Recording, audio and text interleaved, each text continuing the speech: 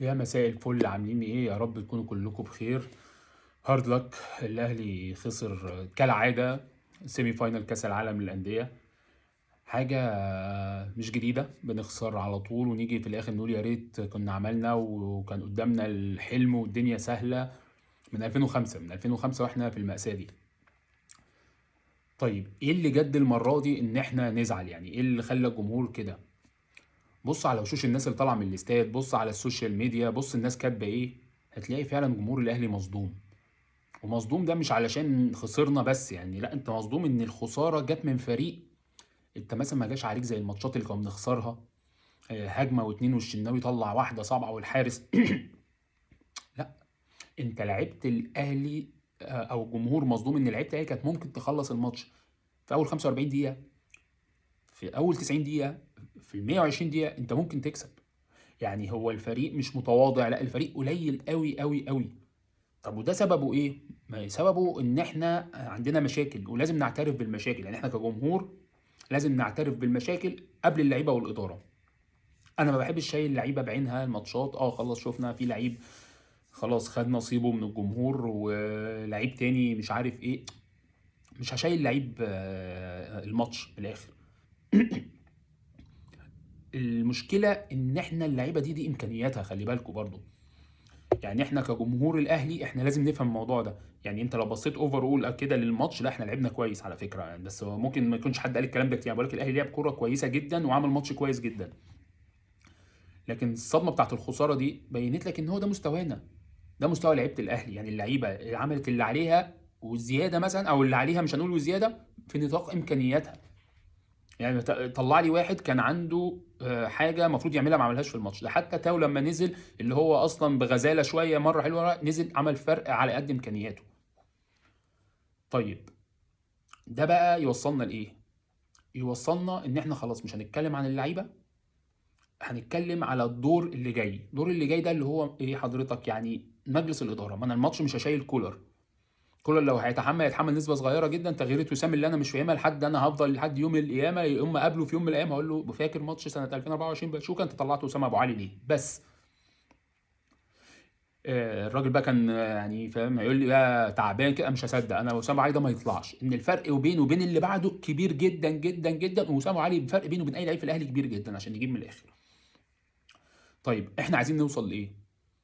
نوصل ان هشيل كولر زي ما قلت لكم 20% بس 30%.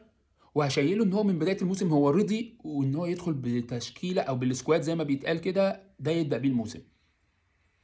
خلاص انت رضيت يا عم كولر، ما تطلعش بره. انت السنه اللي فاتت طلعت مره في مؤتمر صحفي بعد ماتش كان اعتقد في الدوري، قلت انا طالب مهاجم وما جاش والكلام ده كله، وسلمت الاداره للجمهور. فاحنا عرفنا ان انت مش موافق، لكن السنه دي انت بينت لي انك موافق. فده جزء كولر واللاعبين، قلت لكم مش هقف عند لعيبه معينه. نيجي بقى للدور الاهم، مجلس الاداره. مجلس الاداره ده هو شغال في حته والجمهور شغال في حته، خلي بالك. يعني ده ماشي في سكه كده لوحده، ان هو عايز ياخد كاس العالم للانديه. يعني تتفرج على اي مسؤول في مجلس الاداره يطلع يقول لك ايه؟ البطوله الوحيده اللي ناقصه الاهلي عالميا ويستاهل، او على الاقل نلعب نهائي كاس العالم للانديه. حلو. فانا كجمهور ماشي وراك في السكه دي. بس انا وانت اختلفنا في ايه بقى؟ ان انا طموحي كجمهور راح ان انا ممكن العب النهائي واخد البطوله، وانت ما عملتش وما اشتغلتش على ده. تاني، انت ما اشتغلتش على ده. انت كمجلس اداره قول لي عملت ايه ان يخليك تلعب نهائي كاس عالم للانديه؟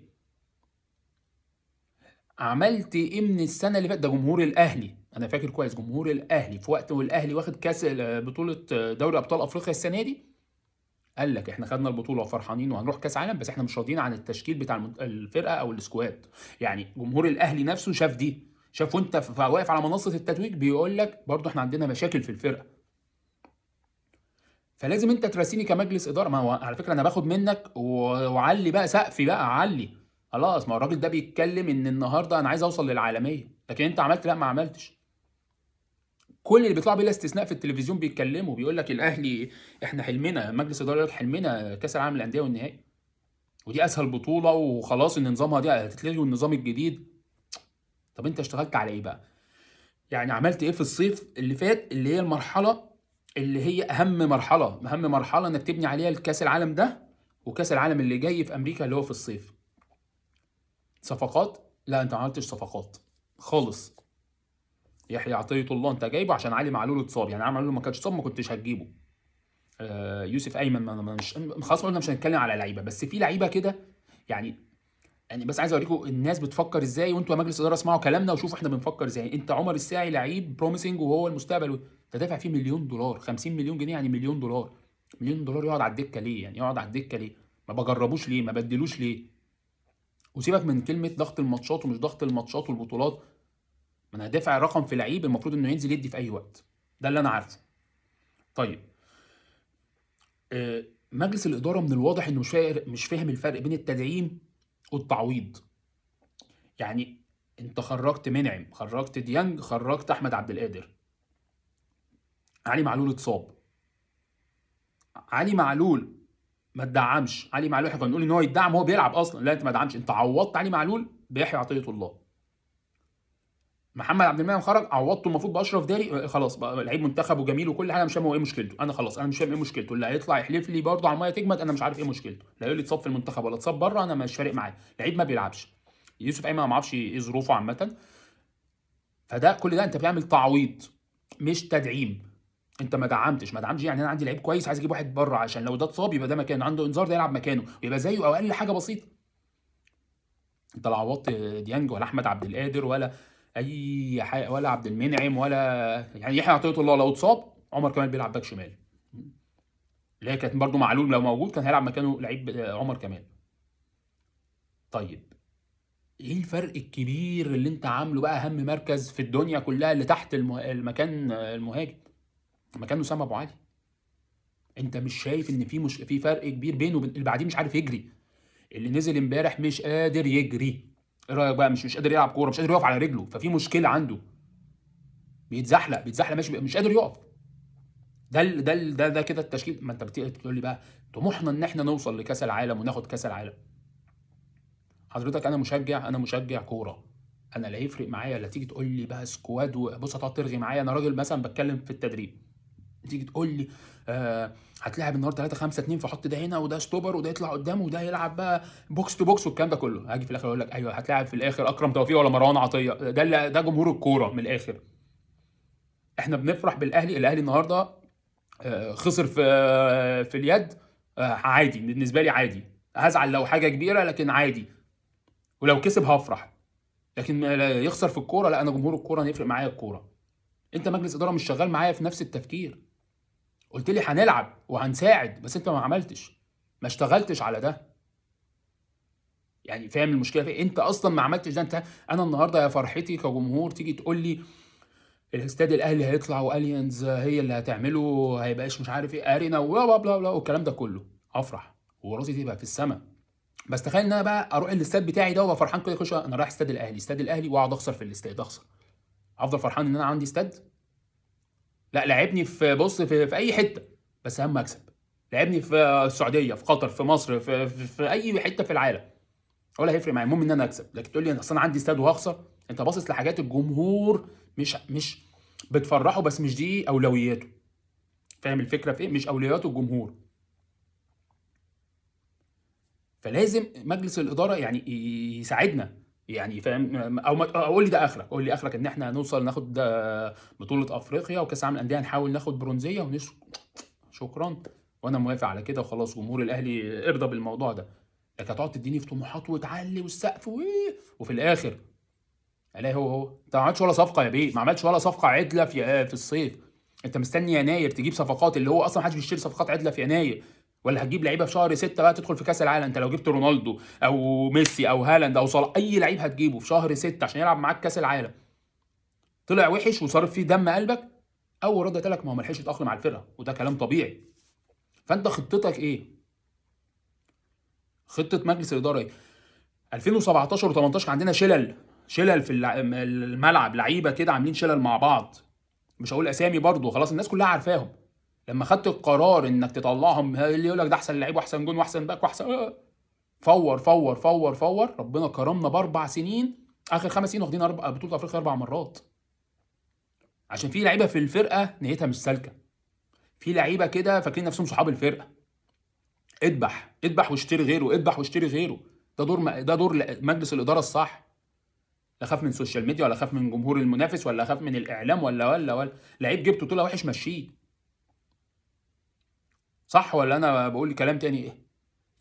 في نيه مش مظبوطه، مش سالكه وسط لعيبه الاهلي، باينه للشمس، يعني باينه وضوح الشمس زي ما بيقولوا.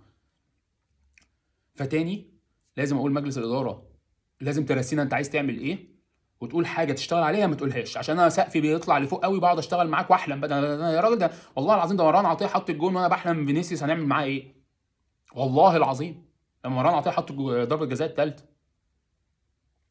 انت بتوصلني لمرحله، انت متخيل اليأس ان انا خلاص ابتدي ارجع بقى للدوري، وهشوف بقى هنلاعب المحله وهنلاعب مش عارف مين ومين، وانا كنت بقى في الماتش بحلم لما خلاص هنلاعب ريال مدريد.